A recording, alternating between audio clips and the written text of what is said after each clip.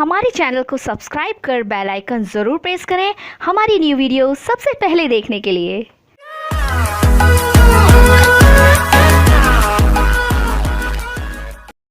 Hello friends, welcome to our YouTube channel competition math point. दोस्तों, हम लोगों ने RRB NTPC stage 1 set practice को स्टार्ट किया था, जिसमें हम लोग सेट नंबर 18 तक देखे थे। आज हम लोग सेट नंबर 19 से देखेंगे।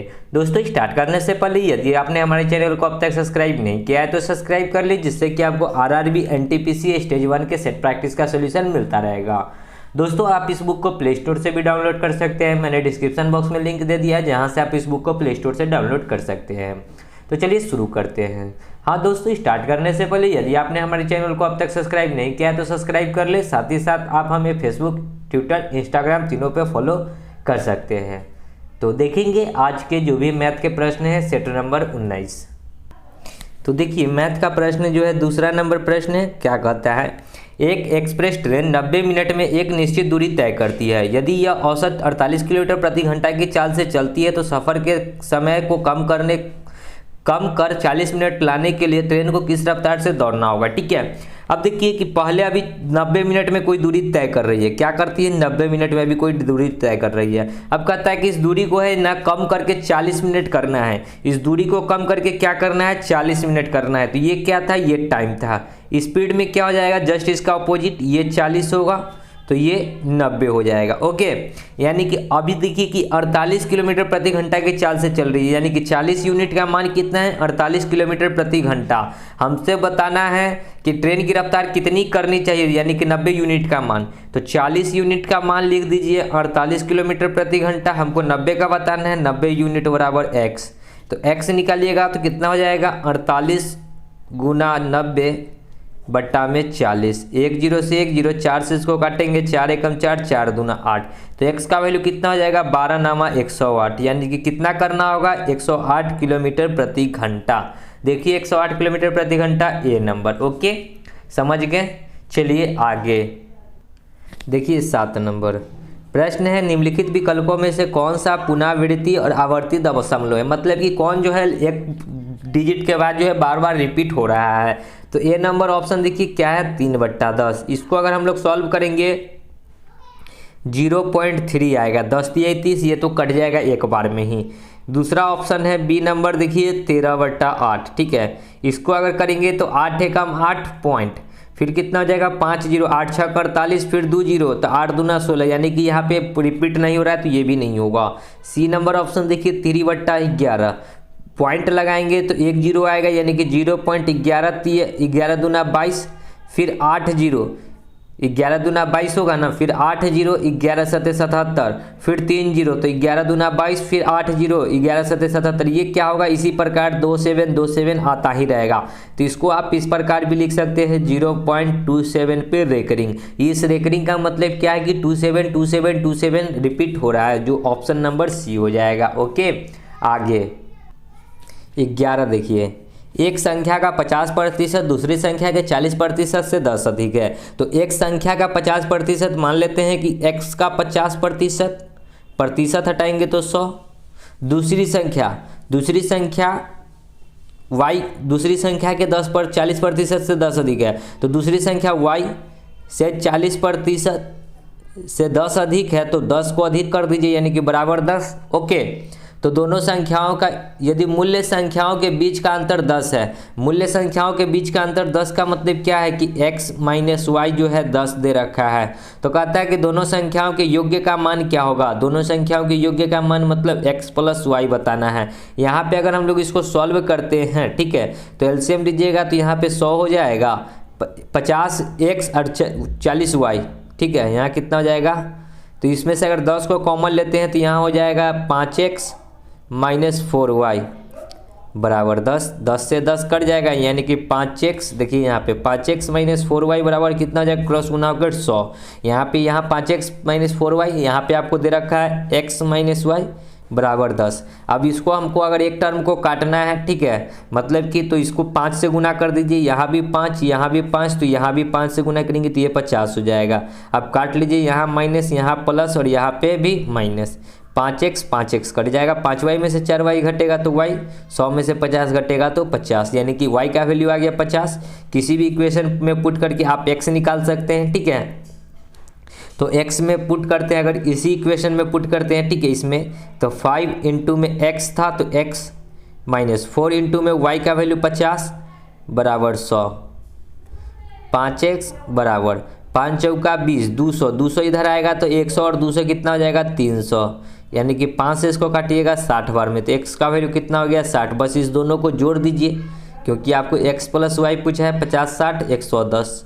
देखिए 110 है क्या, 110 डी नंबर। ओके, आगे 15 देखिए क्या कहता है। यदि एक वस्तु की लागत मूल्य पर 20% का लाभ है तो इसका विक्रय मूल्य पर लाभ प्रतिशत कितना है। अब देखिए कि लागत यानी कि सीपी रहा होगा उसका 100, ठीक है, और कहता है कि वस्तु की लागत मूल्य पर 20% है, यानी कि लागत मूल्य क्या है 100, इस पे 20% है, यानी कि एसपी कितना हो जाएगा 20% तो 120, यानी कि उसका प्रॉफिट जो होगा, प्रॉफिट, ठीक है, प्रॉफिट प्रतिशत कितना है, 100 का सामान 120 में बेचा है तो 20% का प्रॉफिट है। कहता है कि इसकी विक्रय मूल्य पर लाभ प्रतिशत की गणना करिए। ये जो लाभ प्रतिशत है ये विक्रय मूल्य पे गणना करने के लिए, तो लाभ कितना है 20, विक्रय मूल्य कितना है 120 गुना 100, ठीक है, 1 0 से 1 0, 2 से ये 6, यहाँ 3 बार में, ये 50 बार में, 50/3 यानी कि 16.2/3%। तो देखिए 16.2/3 कहाँ है, तो ए नंबर ऑप्शन। ओके, यहाँ पे ये पॉइंट में छोड़ दिया है, हम लोग क्या किए पूर्णांक में रहने दिए। आगे बढ़ेंगे, देखिए 19, 1296 भागा 24 गुना इतना है, तो इसको अगर गुना करेंगे तो 24 बचे 120 के 0, फिर 24 सत्ते कितना हो जाएगा। अगर हम लोग इस पॉइंट को हटा देते हैं, देखिए इसको अगर हम लोग इस प्रकार भी लिख सकते हैं, 24 गुना 75, पॉइंट हटाएंगे तो 2 0, 25 तिया 25 चौका 4 से इसको काटेंगे 6 बार में, यानी कि 6 3 18, तो 1296 और 18 से भाग कर दीजिए, 18 से इसको काटेंगे 6 3 18, 6 दूना 12, 6 एकम 6, 3 6 6 1 36, 3 से काटेंगे 7 3 21 2, यानी कि 72, एक नंबर। आगे देखिए 23, एक कक्षा में 30 लड़के हैं, उनकी औसत आयु 17 वर्ष है, यानी कि बॉय हैं टोटल 30 को जिसकी औसत आयु है 17 वर्ष। तो योग्य की बात करेंगे तो गुना करेंगे 17 तिहाई 51, यानी कि टोटल 30 लड़का का अगर योग्य की बात की, मतलब कि सबका जो है वर्ष कितना है टोटल का 510 वर्ष हुआ।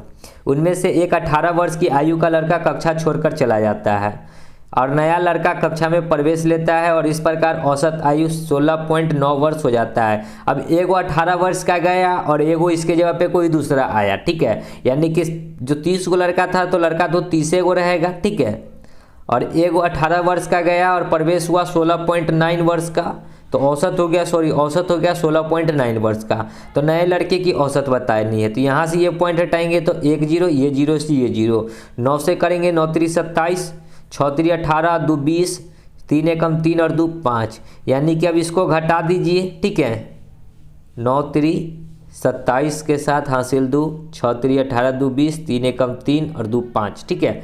कहता है क्या कि नए लड़के की औसत बतानी है, तो देखिए कि नया लड़का का जो है यहाँ पे देख रहे हैं कि निकला था 18 वर्ष का, और यहाँ पे देखिए कि कितने की कमी हो रही है, पहले 510 था अब हो गया 507, कितने की कमी है -3 की कमी है, तो -3 कर दीजिए, यानी कि 18 में से 3 जाएगा तो 15 वर्ष, यानी कि जो नया लड़का आया है वो कितने वर्ष का है 15 वर्ष का है, जो कि ए नंबर है। ओके, इसका मतलब क्या है कि ज़्यादा उम्र वाला लड़का गया होगा और कम उम्र का लड़का आया होगा, इसीलिए औसत जो है पहले 17 था अब हो गया 16.9, घट गया। ओके, आगे देखिए क्या कहता है, प्रश्न संख्या 28 और 29, दंड ग्राफ में किसी विद्यार्थी द्वारा विभिन्न विषयों में प्राप्त अंक दर्शाया गया है। दंड ग्राफ का अध्ययन कीजिए और दिए गए प्रश्नों का उत्तर दीजिए। इधर अंक है, टोटल अंक 100 है, ठीक है, 10 20 यानी कि टोटल ऊपर तक 100 है। यहाँ पे ये जो है अंग्रेजी का है, ठीक है, अंग्रेजी में जो अंक है किसी विद्यार्थी को आया 50 और 60 के बीच में है। यहाँ गणित का है, ये हिंदी का है, ये विज्ञान का और ये इतिहास का है। ओके, इधर विषय दे रखा है हम लोग चलते हैं प्रश्न पे और देखते हैं कि प्रश्न क्या कह रहा है। प्रश्न कहता है 28, विद्यार्थी किस विषय में कमजोर है। ठीक है, विद्यार्थी किस विषय में कमजोर है। तो देखिए यहाँ पे कि कमजोर विद्यार्थी किस में है। ओके, यहाँ पे आपको निकालना होगा कि किस में जो है विद्यार्थी कमजोर है। तो देखिए कि यहाँ ग्राफ देखिए कि सबसे छोटा ग्राफ किसका है। तो यहाँ पे आपको दिख रहा है कि इतिहास का जो ग्राफ है सबसे छोटा है, सबसे छोटा इतिहास का है। ठीक है, यानी कि विद्यार्थी जो सबसे कमजोर है किस में है, इतिहास में है। बस ग्राफ देखना है, सबसे कमजोर किस में है, तो इतिहास में है।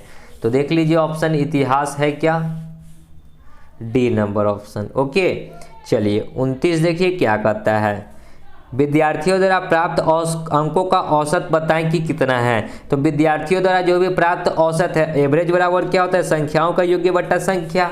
या फिर आप ऐसे भी कर सकते हैं कि आप अगर 5 को विषय का परीक्षा दिए, ठीक है, तो आपको औसत निकालना है कि कितना अंक है, तो यहीं पे ना औसत निकालते हैं। ठीक है, तो देखिए कि क्या विषय है, 1 2 3 4 5, तो डिवाइड बाई 5 तो होगा ही होगा। ठीक है, अब देखिए कि पहला वाला विषय अंग्रेजी, अंग्रेजी में कहाँ है, यहाँ पे 60 और 50 के बीच में, यानी कि 55 इसको अंक आया। गणित में कहाँ है, टोटल 90 के निकट है, तो 90 प्लस। हिंदी में कितना है, तो ये 40 है, फिर प्लस। विज्ञान में कहाँ है, तो विज्ञान में 80 और 70 के बीच में, या फिर ये 80 के निकट है। देखिए ये 80, ये 70, यानी कि विज्ञान जो है 70 पे है, प्लस।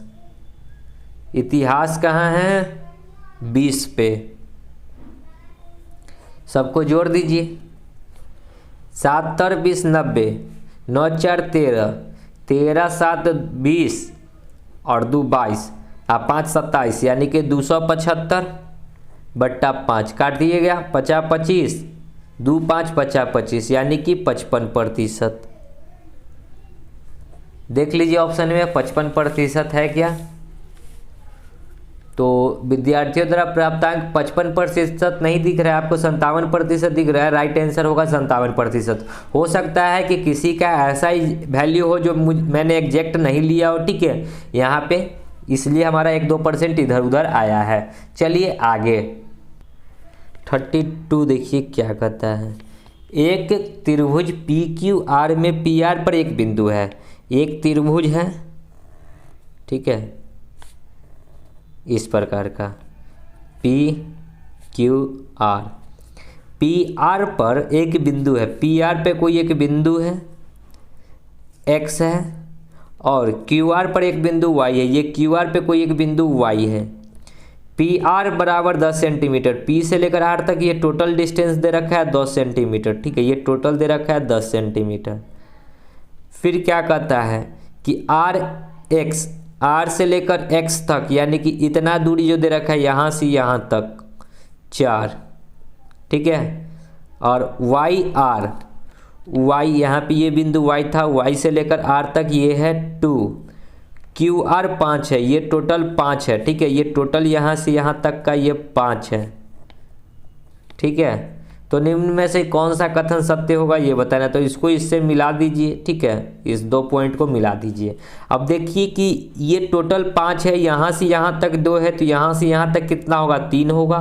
3 होगा तब नहीं ये टोटल 5 होगा, 3 2 5। ठीक है, अगर यहाँ से यहाँ तक 4 है और यहाँ से ये टोटल 10 है, तो 4 घटा लेंगे तो ये कितना हो जाएगा, 6 हो जाएगा। ओके, अब देखिए कि 3 का ये 2 गुना 6, 2 का ये 2 गुना 4। ठीक है, यानी कि ये जो है हमसे पूछा ऑप्शन देखिए ए, यहाँ पे ये जो है YX जो होगा पैरेलल किसके हो जाएगा, PQ के।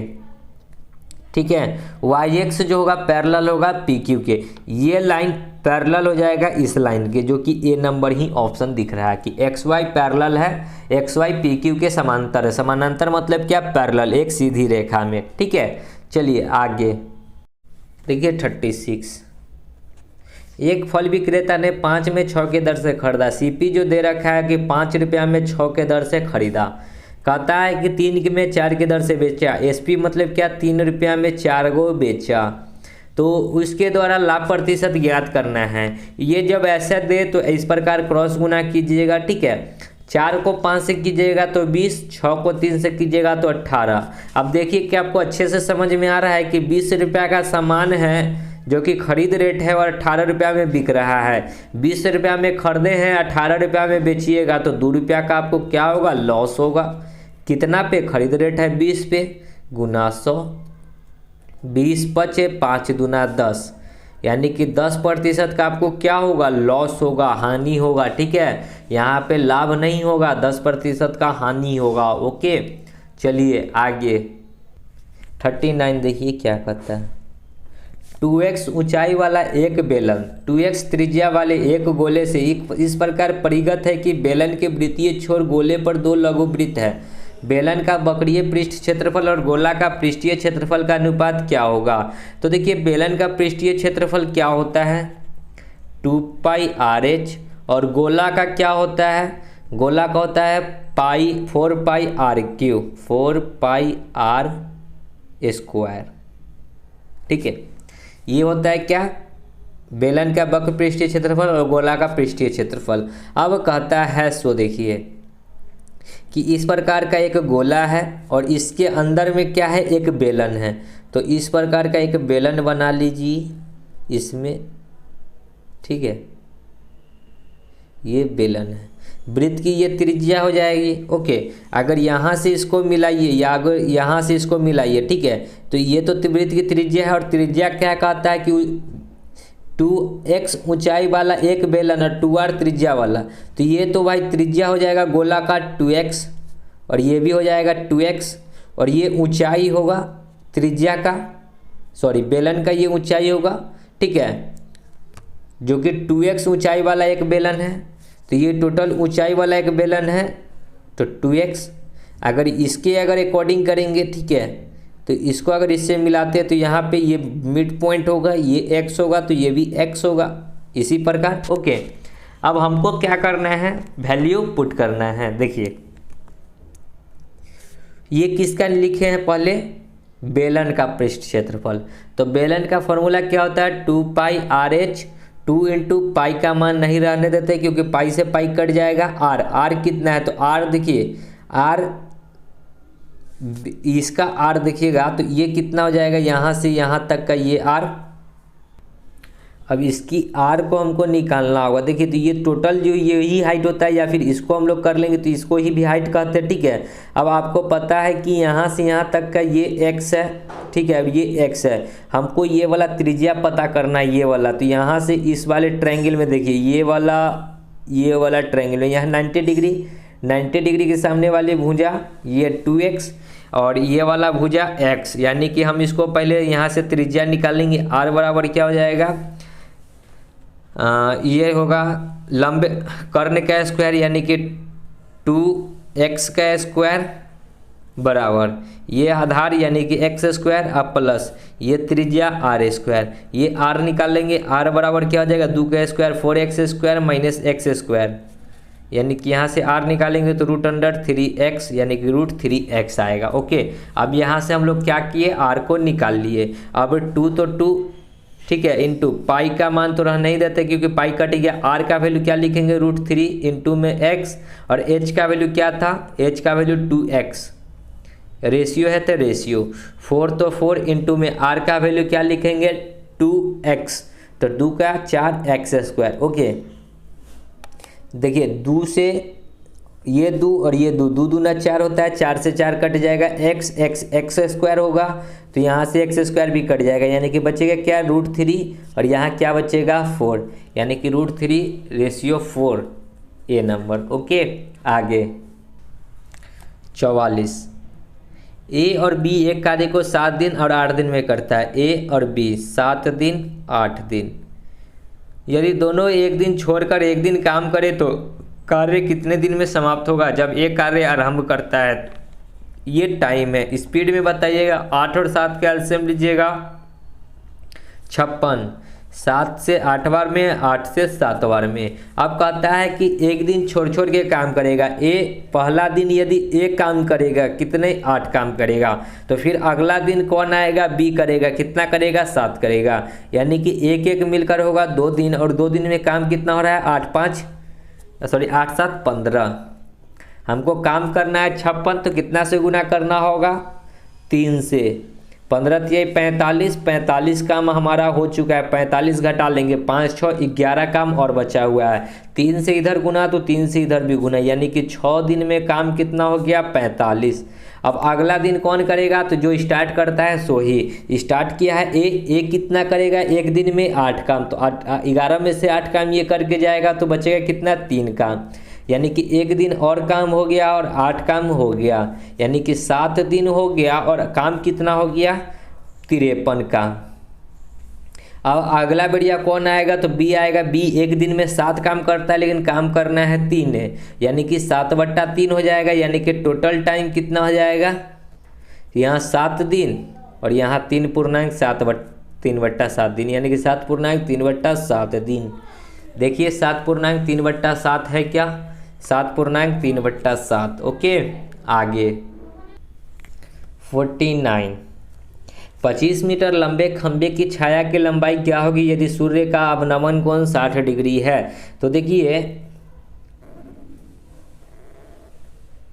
कहता है 25 मीटर लंबे खंभे की छाया, ये 25 मीटर लंबा खंभा है और इसकी छाया जो है ये है, ठीक है, इसकी छाया क्या है? ये है। अब कहता है यदि सूर्य का अवनमन कोण, ये वाला कोण दे रखा है आपको 60 डिग्री, ABC। अब देखिए कि ये वाला और ये वाला किस रेशियो में होता है? ये और इसके में, यानी कि tan लगा दीजिएगा, tan 60 डिग्री बराबर लंब। तो अब ये देखिए जब ये थीटा होगा तो थीटा के सामने वाला ये होगा लंब, यानी कि BC बट्टा आधार AB। ओके, tan 60 होता है √3 बराबर, BC नहीं पता है तो BC तो निकालना है, बट्टा AB 25, यानी कि BC बराबर क्या हो जाएगा? 25√3, यानी कि इसकी लंबाई जो होगी, छाया की लंबाई कितनी हो जाएगी? ये 25√3। C number. आगे 51। यदि एक त्रिभुज की भुजाएं 5, 13 और 12 है, यानी कि 5, 13 और 12, अगर इसको हम लोग अच्छे से डिनोट करें तो इसको इस प्रकार लिख सकते हैं 5, 12, 13। और ये क्या होता है? ट्रिपलेट भी है, 5, 12, 13 का ट्रिपलेट है। 13 क्या है? सबसे बड़ी भुजा है, यानी कि ये कर्ण होगा, ये आधार होगा या फिर लंब होगा, ये आधार होगा, ठीक है। लेकिन 13 सबसे बड़ी भुजा है तो क्या होगा? कर्ण। ओके, तो आपसे पूछा क्या है? Sine theta plus cos theta का मान बताना है। तो साइन थीटा बराबर क्या होता है? लंब बट्टा कर्ण। साइन थीटा बराबर क्या होता है? लंब बट्टा कर्ण। अगर इस कंडीशन में लंब 5 को ले रहे हैं, कर्ण तो 13 ही होगा। कॉस थीटा बराबर होता है आधार बट्टा कर्ण। अगर इसको लंब माने हैं तो इसको आधार मानना होगा, तो 12/13। 13 और 12 कैल्शियम 13 है, सॉरी 13 13 कैल्शियम 13, 12 5 17, यानी कि 17/13 डी नंबर। ओके, आगे 55। 2 वर्षों के लिए 5% की वार्षिक दर पर जमा की गई एक धनराशि पर चक्रवृद्धि ब्याज और साधारण ब्याज का अंतर 15 रुपया है। जमा की गई धनराशि कितनी है ये बतानी है। तो SI एवं CI का जब अंतर दिया हो तो अंतर पहले कैसे निकालते हैं? R²/100 करके, ठीक है। R², R मतलब कितना? 5 का स्क्वायर 25/100, यानी कि 0 पॉइंट हो जाएगा, 100 के 2 अंक के पहले दशमलव, यानी कि अंतर कितना निकाले हैं? 0.25%। और अंतर कितना दे रखा है? 15 रुपया। हमसे पूछा धनराशि, 100% निकाल दीजिए, 100% बराबर x। क्रॉस गुना कीजिएगा तो x बराबर हो जाएगा 15 गुना 100 अब बट्टा में 0.25।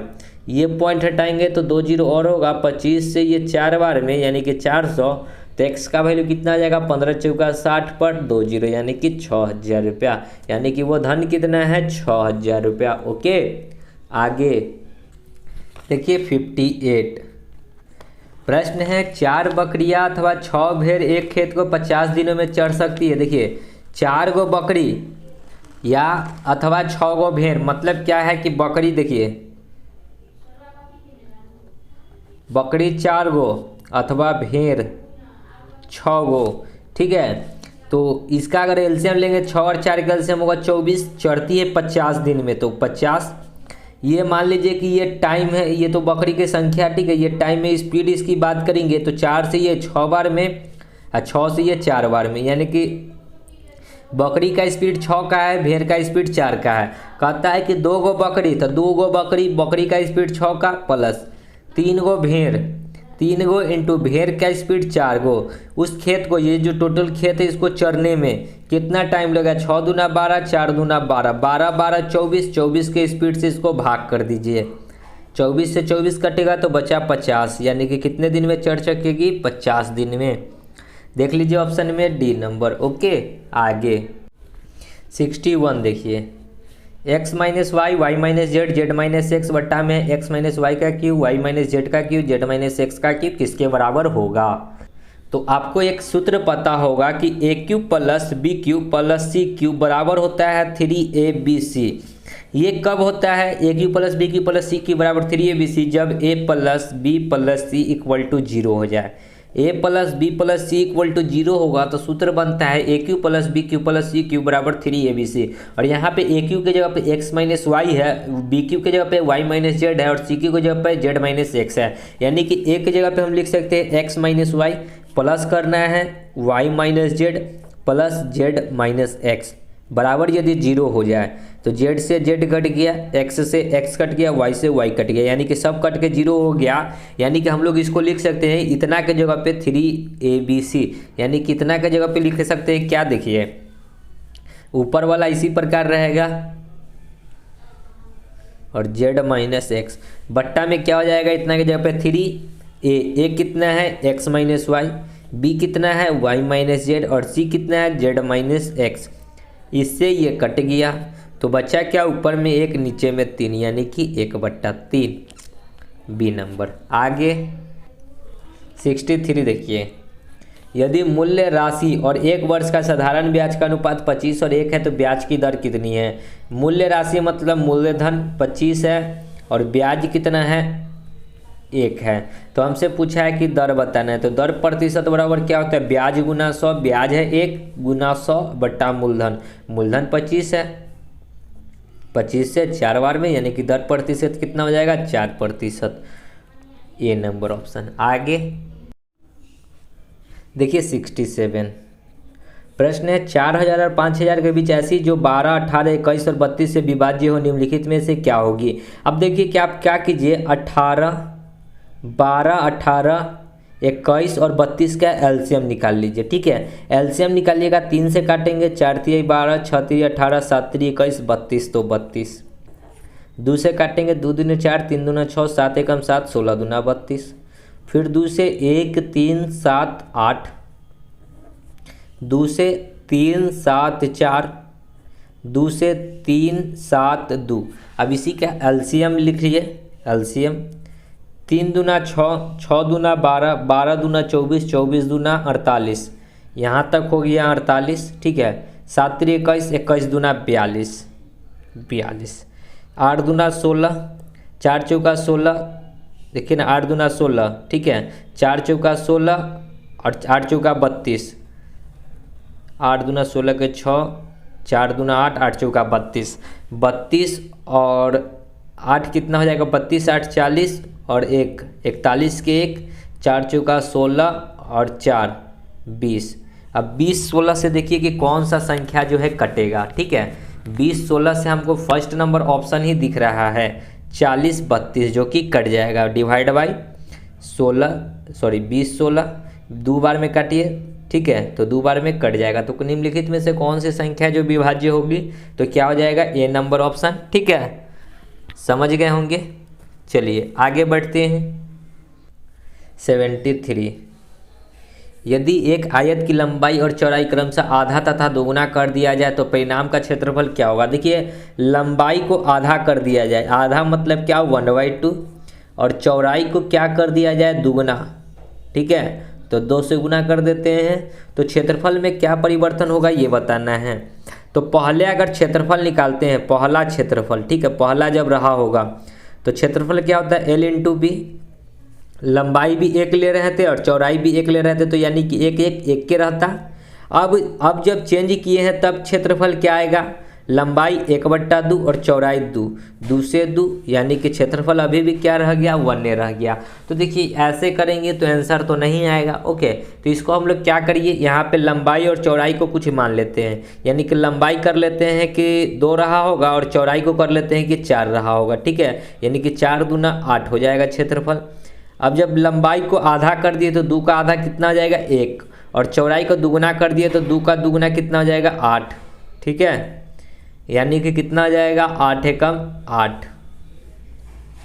अभी भी 8 ही आ रहा है, यानी कि क्षेत्रफल में कोई परिमाण नाम नहीं होगा। ठीक है, क्षेत्रफल जस का तस रहेगा। ओके, क्षेत्रफल क्या रहेगा, जस का तस रहेगा। मैंने देख लिया करके क्षेत्रफल में कोई परिवर्तन नहीं होने वाला है। ओके, ऑप्शन नंबर डी हो जाएगा, उपयुक्त में से कोई नहीं। अभी देखिए कि मैंने एक लिया था, एक जिसमें कि दोनों बराबर आ गया था क्षेत्रफल। अभी जब कुछ चेंज कर दिए तो यहाँ भी क्षेत्रफल सेम ही आ रहा है, यहाँ 8 तो यहाँ भी 8 ही आ रहा है। तो क्षेत्रफल में कोई परिवर्तन नहीं होगा। आगे 77 देखिए, ABC एक कंपनी में हिस्सेदार है। किसी एक वर्ष में A को लाभ का 1/3 भाग मिला, B को 1/4 भाग मिला और C को 5,000 रुपया मिला। तब A को कितना लाभ मिला ये हमको बताना है। तो देखिए लाभ नहीं पता है तो मान लेते हैं कि 100 रुपया टोटल लाभ था। ठीक है, टोटल लाभ कितना था, 100 रुपया था। और A को कितना मिला, लाभ का 1/3, तो X का 1/3 तो X/3 प्लस B को कितना मिला, 1/4 यानी कि X का 1/4 यानी कि X/4, और C को कितना मिला, 5,000 मिला, तो C को कर दीजिए 5,000। यानी कि ये टोटल जब होगा तो टोटल क्या हो जाएगा, लाभ के बराबर। लाभ कितना था, 100 रुपया था, तो X। बस इसी को सॉल्व कर लीजिए और X का वैल्यू ले आइए और X का जो वैल्यू आएगा उसका 1/3 निकाल दीजिएगा, क्योंकि A को कितना मिला ये बताना है। तो A को मिला 1/3। चलिए 4 और 3 का एलसीएम लीजिएगा तो 12। 3 से ये 4 बार में 4x और यहाँ 3x, और ये कितना हो जाएगा, यहाँ पे कुछ नहीं तो 1 से 12 बार में, यानी कि 12 पचे 60, 6,000। 12 पचे 60 पर 3 0। ठीक है, और ये 12, तो 12 को अगर क्रॉस गुना करके यहाँ से हटा देते तो इधर करेंगे तो 12 को x से तो 12x, 4 3 7, 12 इधर आएगा तो 7 में से 12 जाएगा तो 5x, और ये 6,000 इधर, 60,000 इधर आएगा तो 60,000। ओके, 5 से इसको काटेंगे तो 12 पर 3 0, यानी कि x का वैल्यू कितना हो गया, 12,000। हमसे पूछा है कि A का हिस्सा A को मिला है लाभ का 1/3, यानी कि लाभ है 12,000। 12 का 1/3 निकाल दीजिए, 3 चौका 12 यानी कि 4,000। A को कितना मिला, 4,000। Option C. ओके, आगे देखिए 86, 60 किलोमीटर प्रति घंटा की रफ्तार से जा रही 75 मीटर लंबी रेलगाड़ी एक बिजली के खंभे को कितनी देर में पार करेगी। बिजली के खंभे को पार करेगी, इसका मतलब क्या है कि वो खुद की लंबाई को पार करेगी। तो चाल बराबर क्या होता है, दूरी बटा समय। आपको निकालना है समय, तो समय निकालेंगे तो क्या हो जाएगा, दूरी बटा 4। दूरी कितना है, 75 मीटर लंबी रेलगाड़ी है, अब बट्टा में चाल कितना है, 60 किलोमीटर प्रति घंटा है। ये किलोमीटर प्रति घंटा है, इसको मीटर प्रति सेकंड बदलने के लिए 5/18 से गुना, 18 कहाँ चला जाएगा, ऊपर। बस इसी को काट लीजिए, 75 × 18 बट्टा 60 × 5 काटेंगे, 15 पचे 75, 15 चौका 60, 5 से ये 5 कट गया, 18/4 का मतलब कितना हो जाएगा, 4 चौका 16, 2 0 यानी कि 4.5 सेकेंड। कितना सेकेंड लगेगा, 4.5 सेकेंड, ए नंबर। ओके, आगे 89, 16 पे पावर 5/4 का मान क्या होगा। तो 16 को हम लोग लिख सकते हैं इस प्रकार, 2 गुना 2 गुना 2 गुना 2, 2 दूना 4, दूना 8, दूना 16, यानी कि 16 को क्या लिख सकते हैं, 2 4 बार 2, तो 2 टू दी पावर 4 लिख सकते हैं 16 को। और ऊपर में 5/4 था तो इसको 5/4 से गुना, 4 से 4 कट जाएगा तो 2 टू दी पावर 5 हो गया। यानी कि जब 4 बार गुना किए थे तो 16 हुआ, और एक बार और जब इसमें गुना करेंगे तो 16 गुना 2 कितना हो जाएगा, 32।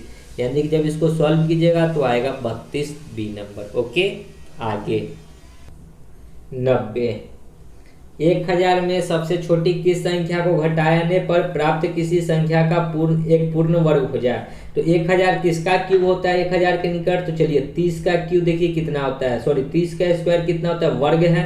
तो 30 का स्क्वायर होता है 900। 31 का स्क्वायर निकाल लीजिए, कितना होता है, 1 का स्क्वायर 1, 3 एकम 3, 3 दूना 6 और 3 का स्क्वायर 961 और 32 का स्क्वायर कितना हो जाएगा 100। देखिए 2 का स्क्वायर 4, 3 दूना 6 दूना 12, 3 का स्क्वायर 9 1 10, यानी कि 32 का स्क्वायर होता है 1024, जो कि 1000 से बाहर है, तो इससे हमको मतलब नहीं है।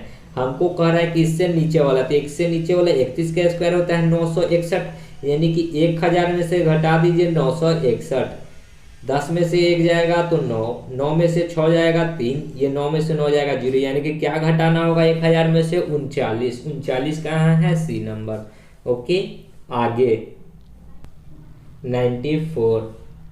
एक समकोण त्रिभुज के समकोण बनाने वाली भुजाओं का अंतर 14 सेंटीमीटर है। त्रिभुज का क्षेत्रफल 120 सेंटीमीटर है। इसका परिमाप क्या होगा ये हमको बताना है। ठीक है, तो त्रिभुज है, त्रिभुज को बनाने वाली जो भुजा है, तो एक भुजा को मान लेते हैं कि x होगा, तो दूसरी भुजा जो है भुजाओं का अंतर यानी कि x माइनस दूसरी भुजा। ठीक है, तो दूसरी भुजा क्या हो जाएगा 14, दोनों का अंतर दे रखा है। ठीक है, एक भुजा यदि x होगा तो दूसरी भुजा क्या होगा, जो उस भुजा से निकाल लेंगे, जो बचेगा सो दूसरी भुजा हो जाएगा। ओके, कहता है कि इस त्रिभुज का क्षेत्रफल, तो क्षेत्रफल का फॉर्मूला क्या होता है 1/2 इंटू बेस, बेस को x ले लीजिए इंटू हाइट को ये x माइनस 14 बराबर 120। इसको अगर हम लोग सॉल्व करेंगे तो 1/2, ये 2 इधर गुना होगा तो 12 दूना 24 हो जाएगा, 240, x को x से तो x स्क्वायर माइनस 14x। ठीक है, अब इस 240 को अगर इसमें से x को कॉमन लेते हैं तो क्या हो जाएगा x माइनस 14 बराबर 240 को इस प्रकार तोड़े कि यहाँ पे पुट करने पे हमको बराबर हो जाए। 240 को क्या लिख सकते हैं, x का वैल्यू देखिए 240 को हम लोग लिख सकते हैं 24 गुना 10। ठीक है, 24 x का वैल्यू अगर यहाँ पे 24 लिखते हैं, 24 में से देखिए यहाँ पे x का वैल्यू हो जाएगा 24। ठीक है, तो ये 24 देखिए ना इस प्रकार 24 इंटू में यहाँ 24 और माइनस में 14 है बराबर 24 इंटू 10। देखिए 24 में से 14 जाएगा तो 10, 24 गुना में 10 यानी कि बराबर हो गया। तो x का वैल्यू क्या हो जाएगा, ये 24, x का वैल्यू क्या हो गया 24। ठीक है, अब हमको पूछा है तो एगो x है तो x का वैल्यू हो गया 24 और एक और है x माइनस 14, 24 में से यानी कि दूसरा जो संख्या हो जाएगा कितना हो जाएगा 10, यानी कि 2 भुजा पता चल गया 24 और 10। तो परिमाप क्या होता है, लेकिन यहाँ पे हमको तीसरी भुजा भी चाहिए। ठीक है, क्योंकि परिमाप हमसे पूछा है। तो आपको ट्रिपलेट याद होना चाहिए 5 12 13 का, 5 12 13, 5 का 2 गुना 10 है, 12 का 2 गुना 24 है, तो 13 का 2 गुना कितना होगा 26, यानी कि भुजा कितना हो गया 10 24 और 26। तो परिमाप क्या होता है त्रिभुज के तीनों भुजाओं का योग है 24 26 50 10 60, यानी कि परिमाप क्या हो जाएगा 60, सी नंबर। ओके, तो बहुत आसान प्रश्न था। चलिए आगे बढ़ेंगे। 97 देखिए क्या कहता है, क्रिकेट के 11 खिलाड़ियों की औसत आयु 20 वर्ष है। 11 गो खिलाड़ी है जिसकी औसत आयु 20 वर्ष है। तो योग्य की बात करेंगे तो 11 दूना 22 220 हो जाएगा। यदि उसके शिक्षक की आयु भी सम्मिलित कर लिया जाए, पहले 11 गो खिलाड़ी था, इसमें एक कोच भी आ गया, कोच मतलब शिक्षक आ गया, तो 12 गो हो जाएगा। कहता है कि औसत आयु 10% बढ़ जाती है। पहले औसत आयु कितना था 20 था, इसमें 10% बढ़ गया तो 110 निकाल दीजिए, प्रतिशत हटाइएगा तो 100, 1 0 से 1 0, 1 0 से 1 0, 11 दूना 22, यानी कि औसत आयु हो गया 22। तो योग्य की बात करेंगे तो कितना हो जाएगा 22 दूना 44 के 4, 22 से कम 22 और 2 22 दूना 44 के 4 हासिल 4, 22 से कम 22 और 4 26। तो शिक्षक की आयु 11 में से अब 12 घटाएंगे तो 1 निकलेगा, 1 जो निकलेगा ये शिक्षक निकलेगा। इधर घटाइएगा तो कितना हो जाएगा 44, 10 में से 4 4, यानी कि 44 वर्ष, बी नंबर। ओके, आगे तो आगे कोई भी मैथ का प्रश्न नहीं है, तो आपका मैथ का जो भी प्रश्न था यहाँ होता है कंप्लीट। तो मिलते हैं नेक्स्ट सेट के साथ, तब तक के लिए धन्यवाद। जय हिंद, जय भारत, वंदे मातरम।